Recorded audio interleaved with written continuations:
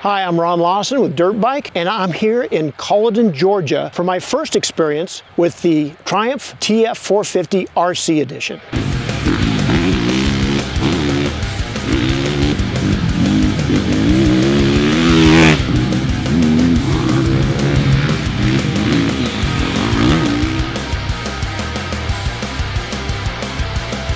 Now first, a little bit about this facility. This was Matt Walker's ranch, still is. He leases it out to Triumph, and they have invested literally millions in it to build a new shop. They have 4 tracks. It is a first-rate racing facility, as good as anything in the country. And you don't do that unless you're really serious about this market. Triumph didn't come in just overnight without any clue about what they were going to do. This is a long-term plan, and they are all in with motocross. And this bike is a good example. If you look back a few days ago, we did a What's New video featuring James Wood from Triumph and this motorcycle. He gave us all the details about how it came to being. Now, this is the exact same frame, almost, as the TF450 that we first rode last year. There are a few changes in the engine hangers, but of course, the engine is completely new. It has the same Brembo hydraulics, it has the same KYB suspension, but all with 450 settings. Like the 250, we have a full electronics portfolio. That means launch assist, multiple maps, traction control, all available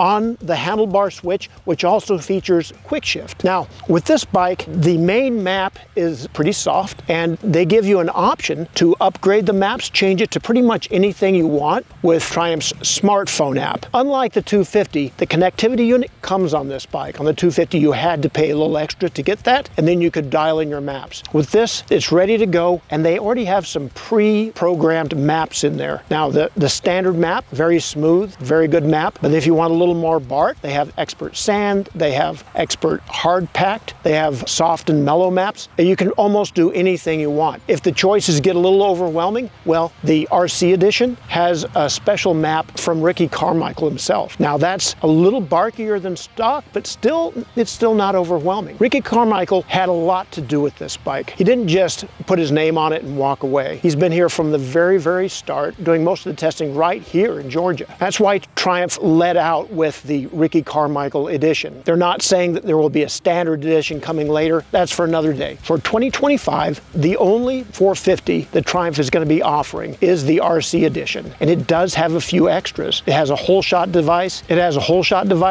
a gripper seat cover. It has a number of things that Ricky personally likes, like ODI bars, Dunlop tires. If there's a standard edition coming later, and again, we don't know that, it goes to follow that it'll be a little bit more affordable. The price on this bike is $10,995, which puts it right in the thick of KTM, Honda, far less than a Honda CRF 450 RWE Works Edition.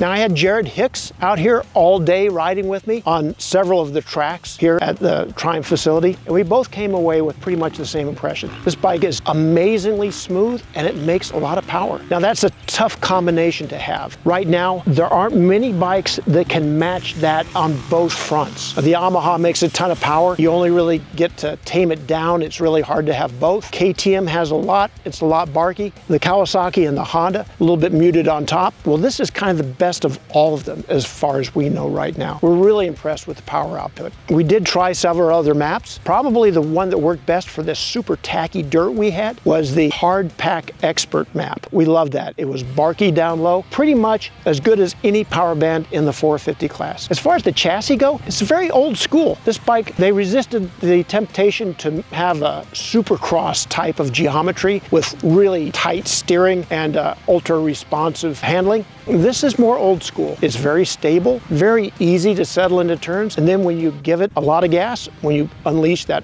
full 450 power, it's controllable. Nothing wicked happens, and the bike is very, very level, very even. Right now, we're overwhelmingly impressed with this bike here on this track. Now we know it was developed here. We can't wait to get it back home on the choppy, crappy tracks we have at home. That's going to be the real test. For right now, we love this bike. We love the power, we love the handling, we love the layout. It fits. Everything about it just reeks of quality. Once again, this is going to be a real contender in the 450 class, and we can't wait to get it there. Unfortunately for 2025, we've already done our 450 shootout, but this would be right up near the front.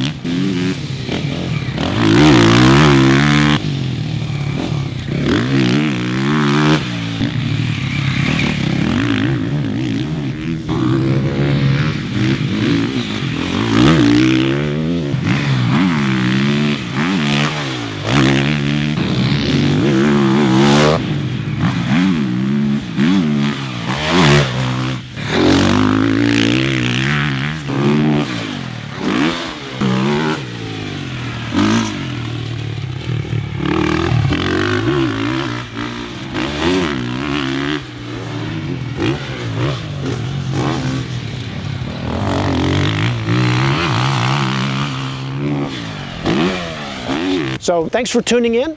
Check back with us at dirtbikemagazine.com and come back to YouTube and click that subscribe button. We love having you watch.